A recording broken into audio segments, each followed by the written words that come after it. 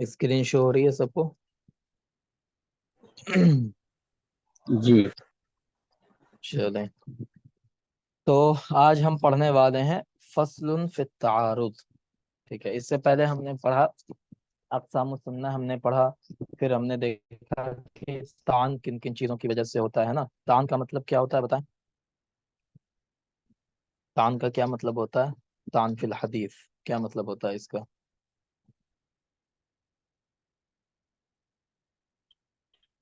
حدیث میں کمی جہاں تعان کے معنی کیا ہوتے ہیں؟ عیب کے، ہے نا. عیب پیدا ہو جانا کسی حدیث کے اندر. تو کبھی راوی کی وجہ سے عیب پیدا ہوتا ہے، کبھی غیر راوی کی وجہ سے ہوتا ہے. وہ دونوں صورتیں ہم نے پڑھ لی تھی. ٹھیک ہے، آج کا جو ہمارا چیپٹر یہ بہت امپورٹنٹ ہے نا. اس میں بتائیں گے کہ تعارض جب پیدا ہو جائے، تعارض کا معنی کیا ہوتا ہے؟ تعارض کا معنی کیا ہوتا ہے کہ دو چیزیں ہیں، دونوں ایک دوسرے کے اپوزٹ ہو جائیں. ٹھیک ہے، ایک دوسرے کے خلاف آ جائیں. تو جب تعارض پیدا ہو جائے کتاب میں، سنت میں، یا سنت میں اجماع قیاس میں، تو پھر کیا کریں گے ہم؟ سنت میں، کتاب اللہ میں اگر تعارض پیدا ہو جائے تو ہم پھر کیا کریں گے؟ ٹھیک ہے، اور کیسے اس کو حل کریں گے، اس کے بارے میں آج ہم پڑھیں گے. سمجھ گئے؟ جی. تو اب دیکھیں، سب سے پہلے جو یہاں پہ بات کر رہے ہیں وہ بات کر رہے ہیں کیا؟ قد یقع التعارض بین الحجج فیما بیننا لجہلنا بالناسخ والمنسوخ. کہہ رہے ہیں کہ تعارض، جو دلائل کے درمیان تعارض پیدا ہوتا ہے، اس کی وجہ یہ ہوتی ہے کہ ہمیں ناسخ اور منسوخ کا علم نہیں ہوتا ہے. ٹھیک ہے، تو ناسخ منسوخ کا علم اگر ہو تو تعارض خود بخود دور ہو جاتا ہے. ایک ناسخ ہوگا، دوسرا منسوخ ہوگا، تو پہلے والی آیت منسوخ ہو جائے گی، بعد والی ناسخ ہو جائے گی. تو یہ اگر علم موجود ہو پہلے سے تو پھر کیا ہوگا؟ وہاں پہ تعارض پیدا نہیں ہوگا. ٹھیک ہے نا جی. چلیں، اب بتا رہے ہیں کہ تعارض کا مطلب کیا ہوتا ہے، وہ دیکھ لیں آپ. فرکن المعارضتی تقابل الحجتین علی السواء لا مزیت لإحداہما علی الأخرى فی الذات والصفة. تو کہہ رہے ہیں کہ معارضت یعنی اپوزیشن، تعارض اس وقت پیدا ہوتا ہے، تعارض کا رکن یہ ہے کیا؟ کہ دونوں دلیلیں برابر ہوں. ٹھیک ہے، اگر ایک دلیل کیا ہے؟ بڑی ہے، دوسری چھوٹی ہے، تو پھر جو بڑی دلیل ہوگی اس کو مان لیں گے، وہ پھر تعارض نہیں رہے گا، ہے نا. تو وہی کہہ رہے ہیں کہ دونوں دلیلیں بالکل برابر ہیں تو کیا ہوگا؟ تعارض پیدا ہوتا ہے. ٹھیک ہے، جیسے ایک حدیث میں کیا کہا گیا، ایک ایک قرآن کی آیت میں کچھ کہا گیا اور دوسری قرآن کی آیت جسٹ اس کے اپوزٹ ہے. ٹھیک ہے، تو پھر دونوں میں کیا ہوگا؟ تعارض پیدا ہو جائے گا. تو وہی کہہ رہے ہیں اس میں سب سے پہلی چیز کیا ہے؟ دونوں دلائل جو ہیں وہ بالکل برابر ہوں، ہے نا. کوئی دوسرے کے اوپر افضل نہ ہو، نہ ذات میں نہ صفات میں. یعنی مان لیں ایک آیت مفسر ہے، دوسری محکم ہے، تو کس آیت کو مانا جائے گا بتائیں؟ کس آیت کو پہلے ایکسپٹ کیا جائے گا؟ جی، اگر مفسر ہے ایک آیت اور دوسری محکم ہے تو جو مفسر آیت ہے اس کو آدمی مان لے گا، ہے نا. تو پھر وہ تعارض نہیں ہوا کیونکہ دونوں کی پاور برابر نہیں ہے. ایسے ہی اس کی مثال جیسے آپ سمجھ لیں کہ ایک آدمی جو ہے وہ پہلوان نہیں ہے، سیدھا سادہ سمپل سا بچہ ہے، کوئی ہے نا، لڑکا ہے، اس کو آپ نے پہلوان سے لڑوا دیا. تو کیا یہ دونوں میں تعارض ہے؟ بتائیں جی. اگر کوئی کمزور آدمی کسی پہلوان سے لڑنے لگے تو تعارض نہیں ہے اس میں. ٹھیک ہے، تعارض کیوں نہیں ہے؟ کیونکہ ایک مضبوط ہے، دوسرا کمزور ہے، تو یہ تعارض نہیں ہے. تعارض کب ہوتا ہے؟ جب دونوں برابر ہوں. ایک پہلوان دوسرے پہلوان سے لڑے، وہ تعارض کہلاتا ہے. سمجھ گئے؟ بتائیں جی. جی ہوں. تو اسی طرح کہہ رہے ہیں مفسر اور محکم آیتیں اگر ایک دوسرے کے مخالف ہو جائیں تو یہ تعارض نہیں ہے. تعارض کیوں نہیں؟ کیونکہ جو مفسر ہے وہ پہلوان ہے، وہ مضبوط ہے، تو مفسر کو افضل ہو جائے گا ہر حالت میں. ٹھیک ہے، محکم آیت جو ہے وہ اگر مفسر آیت میں ہی تضاد پیدا ہو جائے، ہے نا، اور محکم آیت میں تضاد پیدا ہو جائے تو اسے تعارض کہا جائے گا. ٹھیک ہے، اسی طرح اگر عبارت النص اور اشارت النص کے درمیان تعارض کی صورت بن رہی ہے نا، عبارت النص کچھ اور کہہ رہی ہے، اشارت النص کچھ اور کہہ رہی ہے، تو یہ بھی تعارض نہیں کہلائے گا. کیوں نہیں کہلائے گا؟ کیونکہ جو عبارت النص ہے وہ اشارت النص پہ غالب ہے. ٹھیک ہے، تو عبارت النص کو ایکسپٹ کر لیا جائے گا، تو یہ تعارض نہیں ہے. ٹھیک ہے نا جی. اسی طرح اگر ایک حدیث مشہور ہے دوسری حدیث کیا ہے خبر واحد ہے تو یہ بھی تعارض نہیں کہلائے گا. کیوں؟ کیونکہ جو مشہور حدیث ہے وہ قوی ہے تو مشہور حدیث کو آپ لے لیں گے خبر واحد کو چھوڑ دیں گے. ٹھیک ہے تو یہ ساری چیزیں تعارض نہیں کہلائیں گے. تعارض میں دونوں کا برابر ہونا ضروری ہے. ٹھیک ہے نا. تو کہہ رہے ہیں فی حکمین متضادین بان یکون فی احدہما الحل وفی الاخر الحرمہ. اب کہہ رہے ہیں کہ تعارض کا مطلب یہ ہے کہ ایک حکم کیا ہے حلت کا ہے حلال ہونے کا اور دوسرا حکم حرام ہونے کا ہے. تو یہ ہوا تعارض ہے نا. اب اس کی شرائط کیا کیا ہے تعارض کب مانا جائے گا؟ وشرطها اتحاد المحل والوقت کہ حکم کے تضاد میں محل اور وقت دونوں ایک ہوں. کیا مطلب ہوا اس کا؟ اس کا کیا مطلب ہوا کہ جو آیت یا حدیث ہے نا ایک حدیث اور دوسری ہے دونوں کا محل بھی ایک ہو. ٹھیک ہے اور دونوں کا وقت بھی ایک ہو تب اس کو تعارض کہا جائے گا. جیسے اس کی مثال دے رہے ہیں فَإِنَّ النِّكَاحَ يُوجَبُ الْحِلْ فِي الزَّوْجَةِ وَالْحُرْمَةِ فِي أُمِّهَا. اگر کسی سے آپ کا نکاح ہوتا ہے تو آپ کی بیوی حلال ہوتی ہے لیکن جو بیوی کی ماں ہے یعنی ساس وہ حرام ہو جاتی ہے. تو یہ تعارض نہیں ہے. کیوں نہیں تعارض ہے؟ کیوں نہیں تعارض ہے؟ کیونکہ دونوں کی جگہ ایک نہیں ہے. لا یسمى هذا تعارضا لعدم اتحاد المحل. ٹھیک ہے دونوں کی جگہ ایک نہیں ہے تو یہ تعارض نہیں ہے. اسی طرح کہہ رہے ہیں وقد الخمر کان حلالا فی ابتداء الاسلام ثم حرم کہ خمر جو ہے شراب وہ ابتدائی اسلام میں حلال تھا بعد میں حرام ہو گیا. تو یہ بھی تعارض نہیں ہے. اگر ایسی کوئی حدیث ہے تو اس میں بھی تعارض نہیں کہا جائے. کیوں نہیں کہا جائے گا؟ کیونکہ اس میں اتحاد وقت نہیں ہے. ٹھیک ہے ایک پہلے کی بات تھی ایک بعد کی بات تھی تو اس میں اتحاد وقت نہیں ہے تو اسے بھی تعارض نہیں کہا جائے گا. وَقَذَا لَوْ لَمْ يَكُنْ الْحُكْمُ مُتَضَادًا لَا يُسَمَّى مُعَارَضَةً أَيْضًا وَهُوَ ظَاهِرٌ. ٹھیک ہے چلے. اسی طرح کہہ رہے ہیں کہ اگر اتحاد النسبہ یہ بھی ضروری ہے کہ نسبت بھی ایک ہو. ٹھیک ہے اتحاد المحل والوقت اور اتحاد النسبہ یہ تینوں چیزیں ایک ہونی چاہیے. اس کی مثال دے رہے ہیں لِأَنَّ الْحِلَّ فِي الْمَنْكُوحَةِ بِالنِّسْبَةِ إِلَى الزَّوْجِ وَالْحُرْمَةَ بِالنِّسْبَةِ إِلَى غَيْرِهِ لَا يُسَمَّى تَعَارُضًا أَيْضًا. ایک عورت کا نکاح ہوا تو اپنے شوہر کے لیے وہ حلال ہے لیکن شوہر کے علاوہ جو لوگ ہیں اس کے لیے وہ حرام ہے. تو اس میں بھی تعارض نہیں ہے. کیوں تعارض نہیں؟ کیونکہ نسبت ایک نہیں ہے.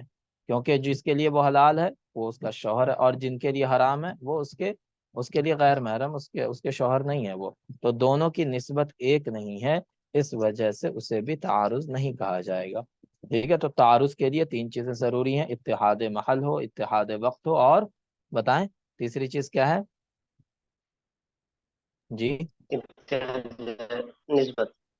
اتحاد النسبہ ہے نا. جب یہ تینوں چیزیں پائی جائیں گی تب پھر دونوں حدیثیں اگر ایک دوسرے کے مخالف ہیں دو قرآن کی آیتوں کا حکم ایک دوسرے کے مخالف ہے تو اسے کہا جائے گا کہ ان دونوں میں تعارض ہے. ٹھیک ہے جی چلیں. تو اب بتا رہے ہیں وحکمھا بین الآیتین اگر دو قرآن کی آیتیں ایک دوسرے کے مخالف ہیں ہے نا ان میں یہ تینوں چیزیں پائی جا رہی ہیں اتحاد محل اتحاد وقت اور اتحاد النسبہ اور وہ دونوں ایک دوسرے کے مخالف ہیں تو پھر اس کا انجام کیا ہوگا؟ المصیر الی السنہ. تو پھر کیا ہوگا کہ آپ دونوں قرآن کی آیتوں کو چھوڑ دیں گے اور پھر دیکھیں گے کہ اس کے بارے میں حدیث کیا کہتی ہے. ٹھیک ہے سنت کیا کہتی ہے وہ آپ دیکھیں گے. لأن الآیتین اذا تعارضتا تساقطتا کہ اگر اس لیے کہ یہ اصول ہے کہ دو آیتیں جب ایک دوسرے کے مخالف ہو جائیں تو پھر کیا ہوتی ہیں دونوں کا حکم ساقط ہو جاتا ہے. ٹھیک ہے تو پھر اس تعارض کو دور کرنے کے لیے آپ کہاں غور کریں گے؟ فلا بد للعمل من المصیر الی ما بعد. اس کے بعد جو چیز آتی آیت کے بعد جو چیز آتی ہے قرآن کے بعد وہ سنت ہے. تو پھر آپ سنت میں غور کریں گے کہ سنت اس کے بارے میں کیا کہتی ہے. ٹھیک ہے اس کی مثال دے رہے ہیں جیسے اللہ تعالیٰ نے قرآن پاک میں ارشاد فرمایا فَقْرَؤُوا مَا تَيَسَّرَ مِنَ الْقُرْآنِ کہ قرآن میں سے جو تمہارے لیے آسانی ہو اس کو پڑھ لو. ٹھیک ہے تو یہاں پہ ایک حکم دے رہا ہے اقرؤ ایک حکم دیا گیا نا قرآن میں کہ جو تمہارے لیے آسان ہو اس کو پڑھ لو. تو یہ حکم جب دیا گیا تو یہ حکم عام ہے مقتدی کے لیے بھی اور امام کے لیے بھی دونوں کے لیے عام ہے. ٹھیک ہے اب دوسرا حکم قرآن پاک میں اللہ نے فرمایا وَإِذَا قُرِئَ الْقُرْآنُ فَاسْتَمِعُوا لَهُ وَأَنصِتُوا کہ جب قرآن کو پڑھا جائے تو تم اس کو غور سے سنو اور خاموش رہو. ٹھیک ہے تو یہاں پہ پہلی آیت بالکل عام تھی مقتدی اور امام دونوں شریک تھے اور دوسری آیت کا اگر حکم مانا جائے تو یہ ہوگا کہ مقتدی خاموش رہیں اور امام صرف پڑھے. تو دونوں آیتیں کیا ہو گئی ایک دوسرے کے، بتائیں، ایک دوسرے کے کیا ہو گئی دونوں آیتیں؟ جی، تعارض ہو گئے ایک دوسرے کے. تعارض پیدا ہو گیا ہے نا، تعارض پیدا ہو گیا. وہی کہہ رہے ہیں فَإِنَّ الْأَوَّلَ بِعُمُومِهِ يُوجِبُ الْقِرَاءَ عَلَى الْمُقْتَدِي، مقتدی پر بھی قرات کو واجب کر رہی ہے پہلی آیت. دوسری آیت والثانی بخصوصی ينفيه، دوسری آیت جو ہے مقتدی کو قرات سے روک رہی ہے. تو دونوں میں کیا ہو گیا، تعارض پیدا ہو گیا. فتساقطا، تو دونوں آیتیں ہی کیا ہو گئیں، ساقط ہو گئیں. فیصار الی حدیث بعدہ، تو اب اس سلسلے میں کس چیز پر غور کیا جائے گا، حدیث پر غور کیا جائے گا. تو حدیث ہے، اللہ کے رسول صلی اللہ علیہ وسلم نے فرمایا من کان لہ امام فقراءۃ الامام قراءۃ لہ، کہ جس کا کوئی امام ہو تو امام کی قرات ہی اس کے لیے قرات ہے. تو مقتدی کے لیے امام کی قرات کافی ہے، یہ حدیث ہے. تو اس حدیث پر اب عمل کیا جائے گا اور قرآن کی دونوں آیتیں ساقط ہو جائیں گی. ٹھیک ہے، تو پتہ کیا چلا کہ اگر قرآن کی دو آیتوں میں تعارض پیدا ہو تو پھر کیا ہم کہاں غور کریں گے، حدیث میں جا کر دیکھیں گے کہ حدیث اس کے بارے میں کیا کہتی ہے. کلیئر ہے، بتائیں. جی، اب کہہ رہے ہیں وبین السنتین، اگر دو حدیثیں ایک دوسرے کے معارض ہو جائیں، دو حدیثوں میں تعارض پیدا ہو جائے، تو پھر ہم کہاں دیکھیں گے، المسیر الی اقوال الصحابہ او القیاس، تو ہم یا تو صحابہ کے اقوال پہ غور کریں گے یا قیاس دیکھیں گے ہم کہ قیاس کیا کہتا ہے. ٹھیک ہے، تو یہاں پہ اول قیاس جب کہا انہوں نے تو کیا ہو گیا، دونوں چیزیں برابر ہو گئی نا، صحابہ کا قول اور قیاس دونوں ایک جگہ پر آ کر کھڑے ہو گئے، ہے نا، دونوں برابر ہو گئے. اس میں کہ سنت میں اگر اختلاف پیدا ہو جائے، تعارض پیدا ہو جائے حدیث کے اندر، تو آپ اقوال صحابہ یا قیاس میں سے کسی ایک پر غور کر لیجئے. تو اب اس کے بارے میں کیا ہے، تو کہتے ہیں اقوال الصحابہ مقدمہ علی القیاس، مقدمۃ علی القیاس، کہ اقوال صحابہ جو ہیں وہ قیاس پر مقدم ہے، ایسا بعض فقہا کا ماننا ہے. ٹھیک ہے، کہ پہلے اقوال صحابہ کو دیکھا جائے گا، پھر اس میں بھی اگر تعارض دور نہ ہو پائے تب قیاس کو دیکھا جائے گا. چلیں، کچھ لوگ کہتے ہیں القیاس مقدم مطلقاً، کہ قیاس ہی مقدم ہے. ٹھیک ہے، قیاس ہی مقدم، اگر سنت میں تعارض پیدا ہو جائے تو پھر قیاس دیکھا جائے گا، قیاس کے بنیاد پہ فیصلہ کیا جائے گا. وقیل فی التطبیق، اور جو کہ صاحب کتاب ہیں وہ تطبیق کے قائل ہیں، وہ کیا کہتے ہیں، ان اقوال الصحابہ مقدمۃ فیما لا یدرک بالقیاس، کہ اگر قیاس پر، ہے نا، قیاس سے وہ تعارض دور نہیں ہو پاتا ہے تو پھر اقوال صحابہ مقدم ہے. کیوں؟ کیونکہ ہم نے پہلے بھی پڑھا تھا کہ جو قول صحابی ہے اس کو بھی حدیث مانا جاتا ہے. کیوں حدیث مانا جاتا ہے، اس کو بتائیں، کیوں حدیث مانا جاتا ہے قول صحابی کو؟ جی،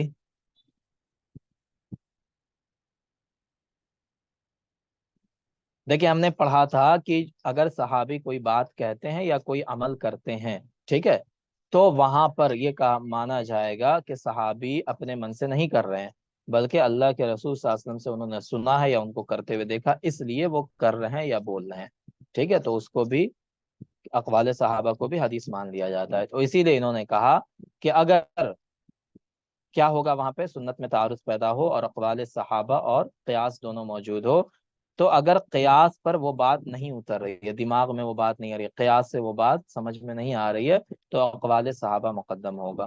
ٹھیک ہے، اقوال صحابہ پر عمل کیا جائے گا، اس کو بھی حدیث مان کر کے. اور اگر قیاس دماغ میں گھس رہا ہے نا، بات دماغ میں آ رہی ہے، سمجھ میں آ رہی ہے وہ بات قیاس سے، تو پھر کیا ہوگا، قیاس مقدم ہوگا اقوال صحابہ پر. سمجھ گئے؟ جی، یہ بات ہے. چلیں، جیسے اس کی مثال دے رہے ہیں کہ نبی کریم صلی اللہ علیہ وسلم کی ایک حدیث روایت کی جاتی ہے، کیا، صلی صلاۃ الکسوف رکعتین کل رکعتین برکوع وسجدتین. ایک صحابی کہتے ہیں کہ اللہ کے رسول صلی اللہ علیہ وسلم نے کسوف کی نماز پڑھائی، 2 رکعت پڑھائی، ہر رکعت کے لیے 1 رکوع کیا اور 2 سجدے کیے. ٹھیک ہے، ایک حدیث یہ ہے. صلاۃ کسوف کسے کہتے ہیں، صلاۃ الکسوف کسے کہتے ہیں؟ جی، دہن کا نماز. جی، سورج ہاں، گہن سورج گر، ڈھلنا ہے ہاں، چاند میں. ٹھیک ہے، گرہن کی نماز ہے نا. ٹھیک ہے، تو ایک حدیث میں کیا ہے کہ اللہ کے رسول نے 2 رکعت صلاۃ الکسوف پڑھائی اور ہر رکعت میں 1 رکوع کیا اور 2 سجدے کیے. حضرت عائشہ سے مروی حدیث ہے، وہ کہتی ہیں اللہ کے رسول صلی اللہ علیہ وسلم نے 4 सल्लाहा बिअरबाई रुकुआत, अल्लाह के रसूल सल्लल्लाहु अलैहि वसल्लम ने जो 2 रकत नमाज पढ़ा उसमें 4 रुकू की और 4 सजदे किए, मतलब हर रकत में 2 रुकू और हर रकत में 2 सजदे। तो यहाँ पे दोनों हदीसें मारिज हो गई, एक दूसरे में तारुज पैदा हो गया जी। तो यहाँ पे क्या किया जाएगा, फयुसारु इलल क़ियासी बादा, तो अब क़ियास पर देखा जाएगा, है ना, क़ियास पर चले जाएंगे। वहुवल इअतिबारु बिसाइरिस सलावात, और फिर इसको जो और दूसरी नमाजें हैं उस पर एतबार किया जाएगा, ठीक है। तो दूसरी नमाजों में क्या होता है कि एक रकत में 1 रुकू होता है और 2 सजदा होता है, लिहाजा यहाँ पर भी दूसरी नमाजों पर कयास करके क्या कहा जाएगा बताएं, कि अल्लाह के रसूल सलातुल कुसूफ में भी एक रकत में 1 रुकू और 2 ही सजदा होगा, ठीक है। और हज़रत आयशा वाली हदीस को मनसूख मान दिया जाएगा। समझ गए, बताएं बताएं। तो जब जी। सुन्नत में तारुज पैदा हो तो क्या करेंगे, बताएं जल्दी से। सुन्नत में तारुज पैदा हो तो क्या करेंगे। अक़वाले साहबा की तरफ जाएंगे या जी, कयास की तरफ। ठीक है, या कयास की तरफ जाएं। अगर कयास वहां पे साबित हो रहा हो तो हम कयास पर अमल करेंगे, अगर कयास साबित ना हो रहा हो तब अक़वाले सहाबा को मानेंगे, ठीक है। चलिए। हम्म। अब एक बात कह रहे हैं, वहीं राजी यजिब तकरीरुल उसूल, है ना। अब ये क्या कह रहे हैं कि अगर वहां पे बिल्कुल अज साबित हो जाए, अज का मतलब ये हुआ कि इदा अजज अनिल मसीर, कि आप किसी अंजाम तक पहुंच ही ना पा रहे हो, बियन तारत सुन्नतान वक़वाल सहाबा वल क़ियास अयदन, कि वहां पे सुन्नत भी मुतारिज है, सुन्नत भी एक दूसरे के, हदीस भी एक दूसरे के मुखालिफ है, और अक़वाल सहाबा में भी इख्तलाफ है और क़ियास में भी इख्तलाफ है, ठीक है। अगर यहाँ फिर आप क्या हो गए, आप बेबस हो गए, है ना, आजिज हो गए आप। जब ऐसा कोई सूरत आ जाए, ऐसी सूरत पेश आ जाए, तो फिर वहां पे क्या कहेंगे, फही नई दिन यजिब तकरीरुल उसूल, तो उसूल के ऊपर जाएंगे, ठीक है जी। आई तकरीर कुल्ली शैइन अला असलिही, यानी जो भी चीज है, जिस चीज में तारुज पैदा हो रहा है, उसका जो असल हुक्म है उसको हम ले लेंगे। उसकी मिसाल देखेंगे तो आपको समझ में आ जाएगी चीज। जैसे कि गधे के झूठे के बारे में, है ना, सूरिल हमार।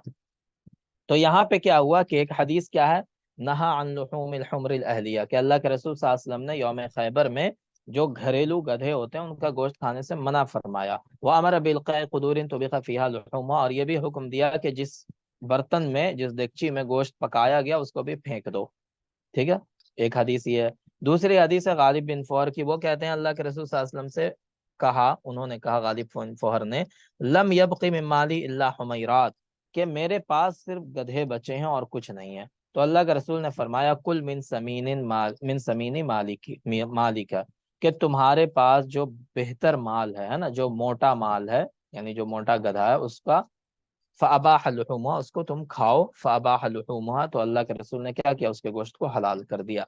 तो आपने देखा कि 2 हदीसें हैं, एक में गोश्त हराम कह रहे हैं और ऐसा हराम कह रहे हैं कि देगची को भी फेंकने का हुक्म दे दिया, और दूसरे में गोश्त को हलाल किया। तो सुन्नत में तारुज पैदा हो गया, बताएं जी, तारुज पैदा हो गया, है ना। चलें, अब आगे आ जाएं। यहाँ पे क्या कह रहे हैं, फी लुहुमिहा लज़िमल इश्तिबाहु फी सुअरिहा, उसके गोश्त के अंदर, उसका गोश्त जो होता है, जिस जानवर का गोश्त हलाल होता है, आपको पता है उसूल, जिस गोश्त हलाल होता है, माकुलुल लहम जो जानवर होता है, तो उसका जो जूठा है वो भी पाक होता है ना, बताएं। और जिस जानवर का गोश्त नापाक होता है उसका जूठा भी नापाक होता है, ये आपको पता है उसूल, है ना। तो यहाँ पे कह रहे हैं कि अब जब हदीस में तारुज पैदा हो गया, गोश्त एक जगह पाक है दूसरी जगह नापाक है, तो तारुज पैदा हो गया, तो अब झूठे में भी क्या हुआ, झूठ के बारे में भी, उसके जूठा के बारे में भी इश्तिबा पैदा हो गया, क्योंकि जूठा जो है वो भी गोश्त से पैदा होता है, ठीक है। क्लियर है यहाँ तक, बताएं।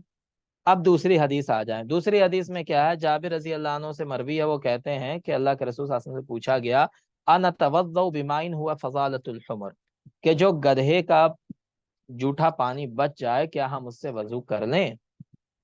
तो अल्लाह के रसूल ने फरमाया कि हाँ कर लो, ठीक है। एक हदीस ये है कि जूठा पानी से उससे वजू करने की इजाजत दे दी। दूसरी हदीस हज़रत अनस रज़ी से मरवी है कि नहा अनिल हुमरिल अहलिया, है ना, कि नबी करीम सल्लल्लाहु अलैहि वसल्लम ने घरेलू गधों से मना फरमाया और फरमाया इन नहा रिजसुन, कि ये नापाक है, ठीक है। तो यहाँ पे क्या हुआ, जूठा के बारे में भी 2 हदीसें मुतारिज हो गई, बताएं। वहादा यदुल्लु अला निजासती सूरिया, तो उसका जूठा जो है नापाक हो गया। والقیاسانی ایضاً، تو حدیثیں متعارض ہو گئیں. اب یہاں دیکھیں قیاس بھی متعارض ہے. کیسے؟ والقیاسانی ایضاً متعارضان، قیاس بھی یہاں مخالف ہے. لأنه لا يمكن الحاقه بالعرق ليكون طاهرا لقلة الضرورة فيه وكثرتها في العرق. ٹھیک ہے. عرق آپ جانتے ہیں کس کو کہتے ہیں؟ بتائیں، عرق کسے کہتے ہیں؟ اور تو پسینہ بھی آتا ہے. پسینے کو، ہے نا، تو پسینے کو. ٹھیک ہے. تو اب یہاں پہ کہہ رہے ہیں کہ قیاس بھی ایک دوسرے کے مخالف ہے. کیسے مخالف ہے قیاس؟ کہہ رہے ہیں کہ اگر آپ گدھے کے جوٹے کو اس کے پسینے سے جوڑ دیں، ہے نا، اور یہ آپ یہ کہیں کہ چونکہ اس کا پسینہ حلال ہے، مطلب اس کا پسینہ ناپاک نہیں ہے، کس کا؟ گدھے کا، تو اس کا جوٹا بھی ناپاک نہیں ہونا چاہیے. تو آپ قیاس آپ نے کس پر کیا؟ اس کے پسینے پر کیا، ہے نا، گدھے کے پسینے پر. تو کہہ رہے ہیں کہ گدھے کا جو پسینہ ہے وہ بہت زیادہ، اس سے آدمی کیا ہوتا ہے، بہت زیادہ اس سے لگتا ہے. کیوں؟ کیونکہ گدھا پہ سواری کرتے تھے لوگ، ہے نا، جو غریب لوگ ہوتے تھے، مطلب مڈل کلاس لوگ. جو بہت امیر ہوتے تھے وہ اونٹ پہ سواری کرتے تھے یا گھوڑے پر، لیکن جو عام لوگ ہوتے تھے وہ گدھے یا خچر پر ہی سواری کرتے تھے. تو اگر گدھے یا خچر کے پسینے کو کیا کیا جاتا؟ نجس کہہ دیا جاتا، ناپاک کہہ دیا جاتا، تو پھر جتنی بار وہ گدھے پہ بیٹھتے اتنی بار غسل کرنا پڑتا ان کو، یا کپڑا دھونا پڑتا اپنا، ہے نا، بدن دھونا پڑتا، جہاں پہ پسینہ لگتا وہ جگہ دھونی پڑتی. تو اسی لیے کیا کہا کہ پسینے کو، کیونکہ پسینے سے انسان کا تعلق زیادہ ہے، جبکہ جوٹے کے ساتھ یہ معاملہ نہیں ہے، تو لہٰذا پسینے پر جوٹے کا قیاس کرنا درست نہیں ہے. یہ بات انہوں نے کہی. ٹھیک ہے. اسی طرح کا ولا يمكن الحاقه باللبن ليكون نجسا بجامع التولد من اللحم لوجود الضروره في السؤر دون اللبن. اب کہہ رہے ہیں کہ ایک دوسرا آدمی قیاس کر رہا ہے کس چیز پر؟ گدھے کے دودھ پر. تو گدھی کا جو دودھ ہے وہ حرام ہے نا، نجس ہے، وہ سب کے نزدیک بالاتفاق نجس ہے. ٹھیک ہے. تو کہہ رہا ہے اس پر قیاس کر کے کہہ دے کہ اس کا جوٹا بھی ناپاک ہے. تو کہا کہ اس پر بھی قیاس کریں گے آپ تو بھی درست نہیں ہوگا. کیوں درست نہیں ہوگا؟ کیونکہ دودھ جو ہے اس کی ضرورت کم ہے. ٹھیک ہے. اور جھوٹا زیادہ ہو سکتا ہے نا، جھوٹے سے آپ کا سابقہ زیادہ پڑ سکتا ہے. ٹھیک ہے. لیکن دودھ کی ضرورت آپ کو نہیں ہے گدھی کے دودھ کی، تو پھر اس پر بھی قیاس کرنا درست نہیں ہے. تو یہاں پہ قیاس کرنے گئے تو دونوں قیاس کیا ہوئے؟ ایک دوسرے کے متعارض ہو گئے. بتائیں، حلال والا قیاس کرنا چاہا تو وہ بھی نہیں سمجھ میں آیا. اگر اس کو ناجائز والا قیاس کرنا چاہا تو وہ بھی متعارض ہو گیا. تو دونوں قیاس بھی ایک دوسرے کے مخالف ہو گئے. بتائیں جی. جی. ٹھیک ہے. اسی طرح اگر کتے کے جوٹے پر اس کو قیاس کرتے ہیں تو کتے کا جوٹا جو ہوتا ہے وہ کم ہوتا ہے نا، اور گدھا جو ہے وہ گھر میں رہتا ہے، وہ کہیں پر بھی منہ مار سکتا ہے. تو کتے کا جوٹا جو ہے وہ، مطلب اس پر بھی قیاس کرنا درست نہیں. اگر بلی کے جوٹے پر قیاس کر کے کہیں کہ یہ پاک ہے تو کہیں گے کہ بلی کا جوٹا اس لیے پاک ہے کیونکہ وہ گدھے سے بھی زیادہ گھر میں آتی جاتی ہے. ٹھیک ہے. تو ضرورت اس میں زیادہ ہے، اس وجہ سے اس کو کر دیا پاک. تو گدھے میں تو وہ ضرورت نہیں ہے. تو پتہ یہ چلا کہ قیاس بھی یہاں پہ مخالف ہے اور سنت بھی مخالف ہے. ٹھیک ہے. تو اب کیا کریں، ہے نا، اب کیا کریں، یہ مسئلہ آیا. تو ہم نے پڑھا تھا کیا کیا جائے گا وہاں پہ کہ اس کی اصل حالت پر لوٹا دیا جائے گا. تو یہاں پہ کیا کریں گے؟ فلما تعارض هذا كله وانسد باب الترجيح وجب تقرير كل واحد من التوضي والماء على اصله. ٹھیک ہے. تو کیا کہا جائے گا؟ ان الماء عرف طاہرا فی الاصل، کہ پانی کی اصلی حالت کیا ہے؟ کہ پانی کیا ہوتا ہے؟ پاک ہوتا ہے. لہٰذا ہم یہ کہہ دیں گے کہ پانی پاک ہے. ٹھیک ہے، طاہر ہے. فلا يتنجس به ما كان طاهرا، ہے نا جی. تو کیا کہہ دیں گے؟ فلا يتنجس به ما كان طاهرا. تو جو چیز مطلب پانی کی اصل حالت پاک ہونا ہے، تو یہاں پر بھی مشتبہ چیز کی وجہ سے پانی ناپاک نہیں ہوگا. ٹھیک ہے. کیونکہ یہاں پہ تعارض پایا جا رہا ہے، تو تعارض کی وجہ سے چیزیں مشتبہ ہو گئیں. فوجب استعمال الطاہر والتوضؤ به والآدمی لما كان في الاصل محدثا بقى كذلك. تو کیا کہہ رہے ہیں کہ پانی کا استعمال، پانی پاک ہے، اس کا استعمال کر سکتے ہیں، اس سے وضو کر سکتے ہیں. ٹھیک ہے. اور آدمی کی اصل کیا ہے؟ کہ آدمی پاک ہوتا ہے یا محدث ہوتا ہے؟ بتائیں. باوضو ہوتا ہے ہمیشہ. اس کی اصلی حالت کیا ہے؟ باوضو ہونا یا بے وضو ہونا؟ کیا حالت ہے اس کی اصل؟ جی بتائیں. بے آدمی وضو. کی اصلی حالت کیا ہے؟ بے وضو ہونا، ہے نا، کہ آدمی بے وضو ہوتا ہے اکثر حالات میں. ٹھیک ہے. پھر اس کو وضو کرنا پڑتا ہے تب وہ باوضو ہوتا ہے. تو کہہ رہے ہیں انسان کی اصلی حالت محدث ہونا ہے. ٹھیک ہے.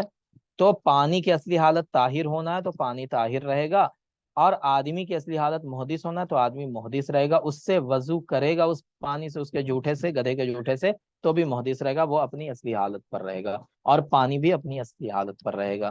ٹھیک ہے، تو اب ہم کیا کریں گے؟ ولم یزل به الحدث للتعارض فوجب ضم التیمم الیہ۔ اسکرین نہیں شو ہو رہا ہے، اوکے جی۔ تو اب ہم کیا کریں گے کہ اس سے ہم پہلے وضو کریں گے اس پانی سے، اور پھر تیمم بھی کریں گے۔ ٹھیک ہے، سمجھ گئے؟ بتائیں۔ اور یہ کیوں کریں گے؟ کیونکہ وہ پانی مشکوک ہے نا، تو اس شک کو دور کرنے کے لیے ہم تیمم بھی کر لیں گے۔ سمجھ گئے؟ جی۔ تو اسی لیے وسمی ای سور الحمار مشکوکن لہذا، تو اسی وجہ سے سورہ حمار کو کیا کہا گیا کہ وہ مشکوک ہے۔ ٹھیک ہے، سمجھ گئے اتنی بات؟ بتائیں جلدی سے۔ جی تو پتہ یہ چلا ہم نے تین چیزیں دیکھنی۔ اگر کتاب میں تعارض پیدا ہو جائے تو کیا کریں گے؟ بتائیں جلدی سے، کیا کریں گے پھر؟ سنت کی طرف جائیں گے۔ سنت کی طرف رجوع کریں گے۔ اگر سنت میں تعارض پیدا ہو جائے تو اقوال صحابہ یا قیاس۔ اقوال صحابہ یا قیاس پر جائیں گے۔ اقوال صحابہ یا قیاس میں متعارض ہوں تو اصل پر اصل کی طرف رجوع کریں گے۔ ہاں، یعنی جس چیز میں تعارض پیدا ہوا ہے، جس چیز کے بارے میں، اس چیز کی جو اصلی حالت ہے اسی پر چلے جائیں گے۔ ٹھیک ہے، چلیں، تو یہ آپ نے دیکھ لی تینوں چیزیں۔ اما اذا وقعت تعارض بین القیاسین، اگر دو قیاس کے درمیان تعارض پیدا، پہلے تو ہم نے دیکھا کہ سنت اور اقوال صحابہ اور قیاس، سنت اور قیاس وہ مکس کر کے ہو رہا ہے تعارض۔ ٹھیک ہے، اب یہاں پہ کیا ہے کہ صرف قیاس کے درمیان تعارض ہے، تو کیا کریں گے؟ فلم یسقط بالتعارض، تو کہہ رہے ہیں قیاس جو ہے وہ تعارض کی وجہ سے ساقط نہیں ہوتا ہے۔ لیجب العمل بالحال، جو دونوں چیزیں قیاس میں آ رہی ہیں سامنے، دونوں پر عمل کر سکتے ہیں آپ۔ اس کی مثال لینے، جیسے ایک عورت کا انتقال ہوا، وہ یہاں پہ نہیں لکھا ہوا، ہم آپ کو ایسے ہی مثال دیں۔ ایک عورت کا انتقال ہوا، اس کے پیٹ میں ایک بچہ ہے، ٹھیک ہے، تو اب آپ اس کا کیا کریں گے؟ قیاس کریں گے، کیونکہ اللہ کے رسول کے زمانے میں ایسا کوئی واقعہ تو پیش آیا نہیں تھا، ہے نا، تو قیاس کریں گے کسی حدیث کے اوپر، قیاس کر کے آپ ایک مسئلہ نکالنے کی کوشش کریں گے۔ تو آپ قیاس کرنے جاتے ہیں جب، تو آپ دیکھتے ہیں کہ حدیث میں لکھا ہوا ہے کہ کسی جاندار کو، ہے نا، اس کے پیٹ میں بچہ اور زندہ ہے، آپ کو پتا ہے مری ہوئی عورت کے پیٹ میں، تو کسی جاندار کو زندہ دفن کرنا جائز نہیں ہے، یہ حدیث آپ کو پتا ہے؟ بتائیں۔ دوسری حدیث ہے کہ مردے کو، یعنی جو انسان مر جائے، اس کو مسلا نہ کریں۔ مسلا سمجھتے ہیں نا؟ بتائیں، مسلا کسے کہتے ہیں؟ جی، ہاتھ کا ناک کان وغیرہ کاٹنا۔ ہاں، چیڑ پھاڑ کرنا، ہے نا، تو جو انسان مر جائے اس کو چیڑ پھاڑ نہیں کیا جائے۔ تو دونوں حدیثیں، دونوں قیاس آپ نے دونوں حدیثوں پر قیاس کرنا چاہا، اور دونوں قیاس آپ کا متعارض ہو گیا، تو اب آپ کیا کریں گے؟ ٹھیک ہے، تو امام ابو حنیفہ کے یہاں کیا ہے بتائیں؟ امام حنیفہ یہ کہتے ہیں کہ پھر اس عورت کا پیٹ چیر کر کے بچے کو باہر نکالا جائے گا، ہے نا، تو انہوں نے اخف کو لے لیا جان بچانے کے لیے، ضرورت کے تحت، کیونکہ ایک اصول ہے نا کہ الضرورات تبیح المحظورات، تو ضرورت ہے ایک جان بچانے ہیں بچے کی، تو اس کے لیے ایک محظورات کو کر لیا۔ ٹھیک ہے، جس چیز سے منع کیا گیا تو اس کو کر دیا، ایک اصول ہے یہ احناف کا۔ امام شافعی کے یہاں یہ ہے کہ اس کو مسئلہ نہیں کیا جائے گا، اس کا پوسٹ مارٹم نہیں کیا جائے گا، بلکہ اس کو ویسے ہی دفن کر دیا جائے گا۔ ٹھیک ہے، تو دونوں چیزیں ہیں۔ تو یہاں پر وہی کہہ رہے ہیں کہ جب قیاس میں تعارض پیدا ہو جائے تو آپ دونوں میں سے جس کو چاہیں اختیار کر سکتے ہیں۔ کیا کریں گے؟ بل یعمل المجتہد، کہ مجتہد کیا کرے گا؟ عمل کرے گا، کس پر عمل کرے گا؟ بِأَيِّهِمَا شَاءَ بِشَهَادَةِ قَلْبِهِ، یعنی غور و فکر کے بعد اس کا دل قیاس میں سے جس قیاس کی طرف مائل ہو جائے اسی پر عمل کر لے گا مجتہد۔ سمجھ گئے؟ لیکن غور و فکر ضروری ہے، غور و فکر کرے گا اور اس کا دل جس قیاس کی طرف مائل ہو جائے اس پر عمل کرے گا۔ یہ کون کہتے ہیں؟ یہ امام حنیفہ کے ہیں، لیکن امام شافعی کے یہاں یہ ہے کہ غور کرنا ضروری نہیں ہے، وہ دونوں میں سے جس پر چاہے عمل کر لے۔ ٹھیک ہے، وہ اس پہ چاہے عمل کر لے، اس پہ چاہے عمل کر لے، دونوں پہ کر سکتا ہے نا، تو وہی کہہ رہے ہیں عند الشافعی لا تشتری شہادت القلب، کوئی ضرورت نہیں ہے دل کی گواہی لینے کی، ہے نا. ہمارے یہاں کیا ہے حناف کے یہاں کہ کیا کہتے ہیں اس کو، ہم، یعنی دل سب سے بڑا مفتی ہے نا. استفتی قلبک، اللہ کے رسول کی حدیث ہے نا، استفتی قلبک، اپنے دل سے فتویٰ مانگو. تو اگر قیاس مخالف ہو جائے تو آپ کیا کریں گے، استفتی قلبک والا معاملہ کریں گے، ہے نا. جس طرف دل جائے وہ عمل کریں. لیکن امام شافعی کے یہاں کیا ہے کہ دل مائل ہو نہ ہو، آپ جس میں چاہیں، دونوں صورتیں جائز ہیں. آپ یہ والا قیاس لینا چاہیں اس کو لے لیجئے، وہ والا قیاس لینا چاہیں اس کو لے لیجئے. سمجھ گئے؟ یہ بتائیں جلدی سے جی. جی تو ہم نے ساری چیزیں دیکھنی ہے نا. ہم نے پہلے دیکھا کتاب اللہ میں تعارض ہو تو کیا ہوگا، سنت میں تعارض ہو تو کیا ہوگا، اقوال صحابہ میں تعارض ہو تو کیا ہوگا، اور پھر ہم نے دیکھا کہ قیاس میں تعارض ہو تو کیا ہوگا. یہ چاروں چیزیں ہم نے دیکھ لی. چلیں اب اسی کی پوری ڈیٹیلنگ ہے نا. قیاس حکمی ہوتا ہے، اصلی ہوتا ہے، اب اتنے ڈیٹیل میں جانے کی ضرورت نہیں ہے.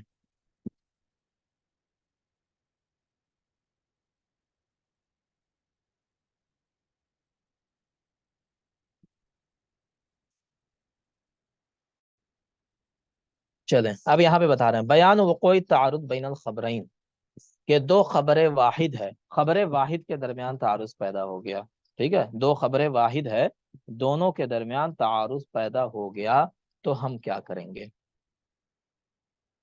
چلیں كالنجاسة والحرمة فوقع التعارض بين الخبرين فوجب العمل بالأصل وهو الحل والطهارة.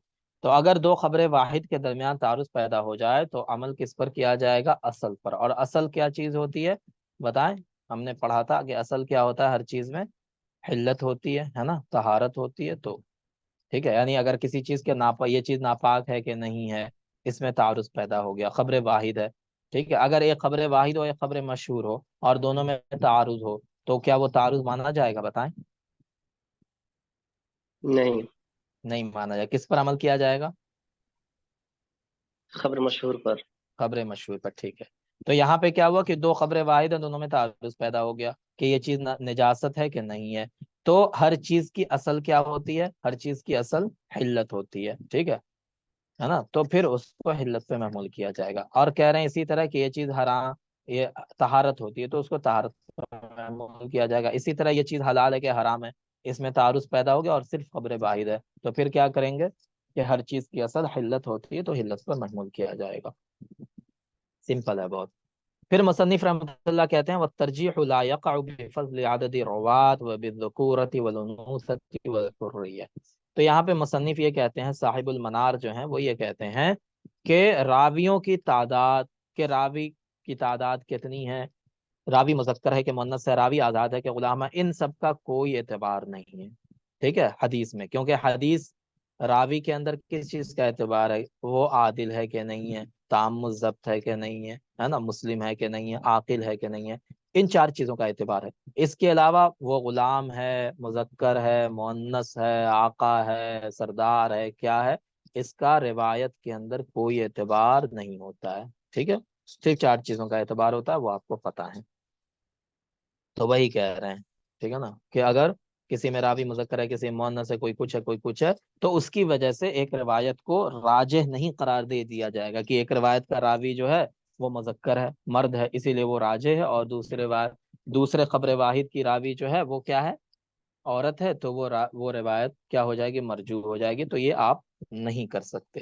ٹھیک ہے، وہی کہہ رہے ہیں یہ لِأَنَّ الْمُعْتَبَرَ فِي هَذَا الْبَابِ الْعَدَالَةُ، ہے نا، عدالت معتبر ہے. وہی لا تختلف بالکثرت والذکورۃ والحریہ. ٹھیک ہے، ذکورہ اور حریہ کی وجہ سے یہ چیزیں بدلتی نہیں ہیں. فإن عائشہ رضی اللہ عنہا كانت افضل من اکثر الرجال. حضرت عائشہ رضی اللہ عنہ سے بہت ساری حدیثیں مروی ہیں اور وہ مردوں سے زیادہ افضل ہیں. بلالا كان افضل من اکثر الحرائر. بلال غلام تھے، بلال رضی اللہ عنہ، لیکن وہ بہت سارے آزاد لوگوں سے افضل ہیں. ٹھیک ہے، والجماعت القلیلہ العادلہ افضل من الکثیرۃ العاصیہ. اسی طرح اگر نافرمان، بہت بڑی نافرمان جماعت ہے اور تھوڑی سے لوگ ہیں جو فرما بردار ہیں، اللہ کے مطلب عادل ہیں، متقی ہیں، تو وہ زیادہ افضل ہیں. ٹھیک ہے، یہی بات کہہ رہے ہیں یہ. چلیں اب کہہ رہے ہیں وَإِذَا كَانَتْ فِي أَحَدِ الْخَبَرَيْنِ زِيَادَةً. کہ دو حدیثیں ہیں، دونوں حدیثیں متعارض ہو گئیں کس چیز میں، کہ ایک حدیث میں کوئی لفظ زائد ہے، زیادہ ہے، اور دوسری حدیث میں کچھ لفظ کم ہے۔ فَإِن كَانَ الرَّاوِي وَاحِدًا، تو اگر دونوں حدیثوں کا راوی ایک ہی ہو، ٹھیک ہے، ایک ہی راوی ہو، اور وہ ثقہ بھی ہو اور ضابط بھی ہو، ہے نا، یعنی تام الضبط بھی ہو، تو کیا ہوگا، یؤخذ بالمثبت للزیادہ کما فی الخبر المروی فی التحالف۔ تو یہاں پر کیا کیا جائے گا، بتائیں یہاں پر کیا کیا جائے گا، کہ جو زیادہ والی حدیث ہے جس میں الفاظ زیادہ ہیں، اس حدیث کو راجح قرار دیا جائے گا۔ سمجھ گئے؟ جی، جیسے کہ یہ عبداللہ بن مسعود رضی اللہ عنہ کی حدیث ہے، اذا اختلف المتبايعان والسلعة قائمة تحالفا وترادا، کہ اگر مشتری اور بائع، متبايعان سے مراد کیا ہے، مشتری اور بائع، خریدنے بیچنے والے، دونوں لوگوں میں اختلاف پیدا ہو جائے، ہے نا، والسلعة قائمة، اور جو سامان خریدا یا بیچا گیا وہ سامان بھی وہیں پر موجود ہو، تو کیا ہوگا، تحالفا، دونوں قسم کھائیں گے، وترادا، اور دونوں ایک دوسرے کو سامان واپس کر دیں گے، یعنی جو بائع ہے، بیچنے والا، وہ قیمت واپس کر دے گا خریدنے والے کو، اور خریدنے والے نے جو سامان اس سے خریدا تھا وہ سامان بیچنے والے کو لوٹا دے گا، ٹھیک ہے، تو بے کیا ہو جائے گی، فسخ ہو جائے گی، یہاں پہ ختم ہو جائے گی۔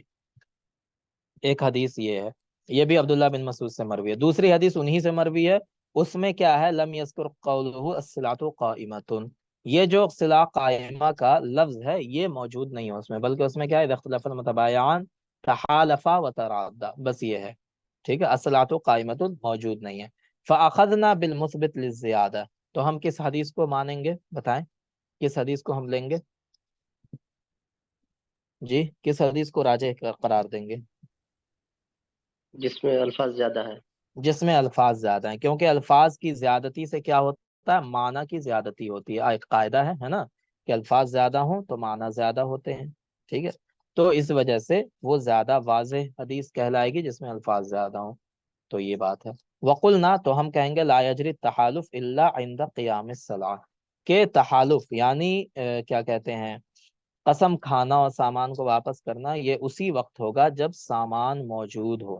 اب کیا ہوا، اب اس کی ایک صورت کیا بن سکتی ہے، کہ وہاں پہ سامان موجود، مطلب خریدنے والے نے خریدا اور وہ چیز اس سے ضائع ہو گئی، ٹھیک ہے، مان لیں ایک بیلون خریدا تھا، ٹھیک ہے، خریدنے کے بعد وہ بیلون پھٹ گیا، اس سے پھٹ گیا، ہے نا، تو صلاح جو تھا وہ تو قائم نہیں رہا نا، اب بتائیں جی، جی ہاں، جی تو صلاح جب قائم نہیں رہا تو احناف کیا کہتے ہیں اسی حدیث کی وجہ سے، کہ پھر بے مکمل ہو گئی، اب کوئی قسم نہیں کھائے گا اور کوئی کسی کو واپس نہیں کرے گا، ٹھیک ہے، ہاں، اب اپنے اپنے راستے جائیے دونوں، بائع بھی اور مشتری بھی۔ لیکن شوافع کے ہاں یہ ہے اس مسئلے میں، کہ وہ صلاح قائمہ کو نہیں مان کر کے دوسری حدیث کو لیتے ہیں، تحالفہ و ترادہ کو راجح قرار دیتے ہیں، اور وہ یہ کہتے ہیں کہ سامان موجود ہو چاہے نہ ہو، اس کو بے فسخ کرنا چاہے تو کر سکتا ہے، اور چونکہ سامان وہ ضائع کر چکا ہے مشتری، یعنی بیلون کو پھوڑ چکا ہے، تو وہ جو اس کی قیمت ہے وہ قیمت بائع کو واپس لوٹا دے گا، ٹھیک ہے، یہ بات ہے، یا اس کی جگہ پر کوئی دوسری چیز بائع کو دے گا، ٹھیک ہے، تو یہ کہتے ہیں۔ چلیں سمجھ گئے اس کا مطلب، کہ اگر ایک ہی حدیث ہے اور اس میں ایک ہی راوی سے مروی ہے نا، خبر واحد ہے دونوں، اور اس میں کیا ہے کہ ایک حدیث میں الفاظ زیادہ ہیں دوسرے میں کم ہے، اور مضمون دونوں کا ایک ہی ہے، مطلب دونوں کا ایک ہی ہے، تو پھر اس میں جس حدیث کے اندر زیادہ الفاظ موجود ہیں اس کو راجح قرار دیں گے۔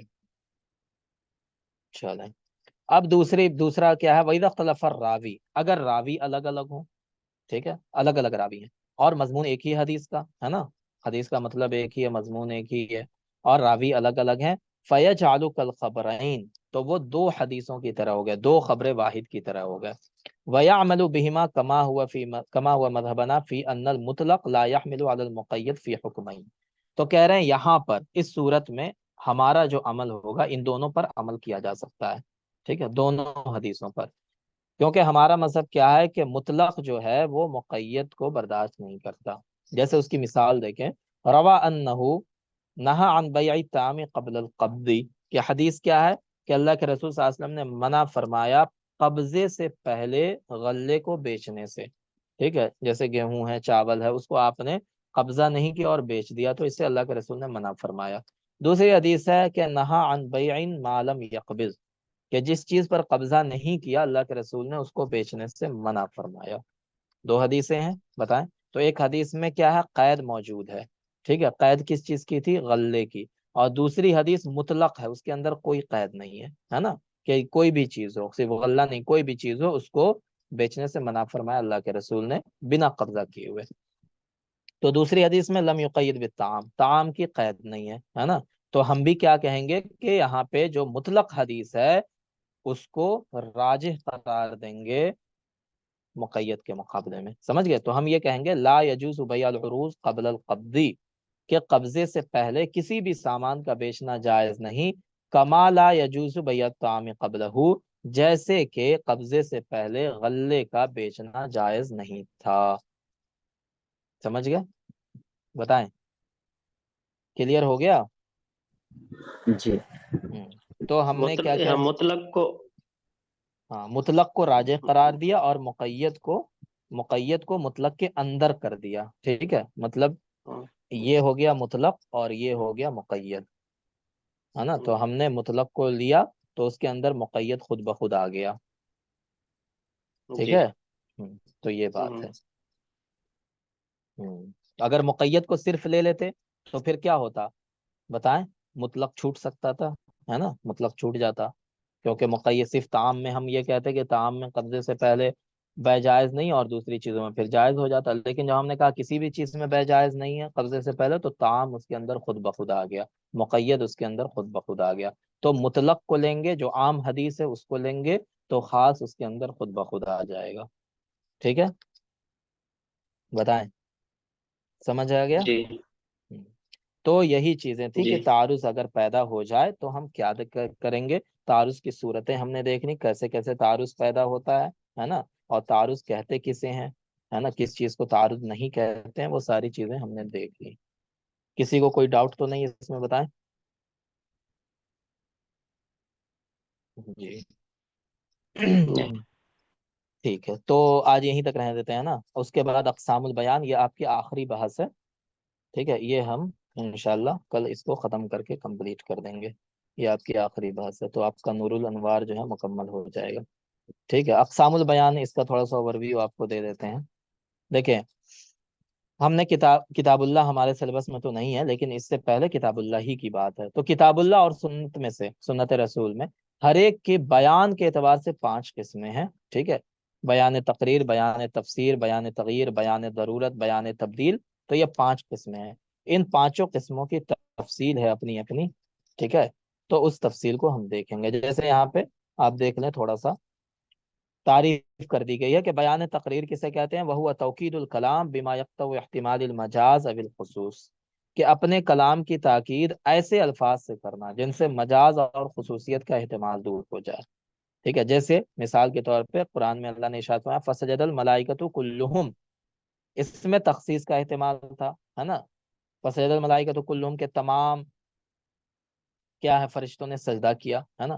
تو اس کے آگے پھر ایک تاکید لائی، کیا لائی؟ اجمعون، جس کو اجمعون کی قید سے اللہ نے کیا کیا؟ بالکل ختم کر دیا، کہ جتنے فرشتے تھے، ٹھیک ہے، جتنے فرشتے تھے وہ سب کے سب نے سجدہ کیا تھا۔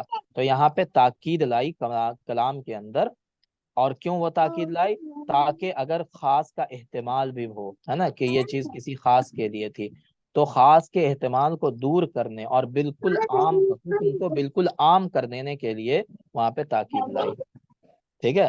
تو اسی کو بیان تقریر کہتے ہیں، کہ حکم کو بالکل عام کر دینے کے لیے تاکید لائی جاتی ہے، ٹھیک ہے۔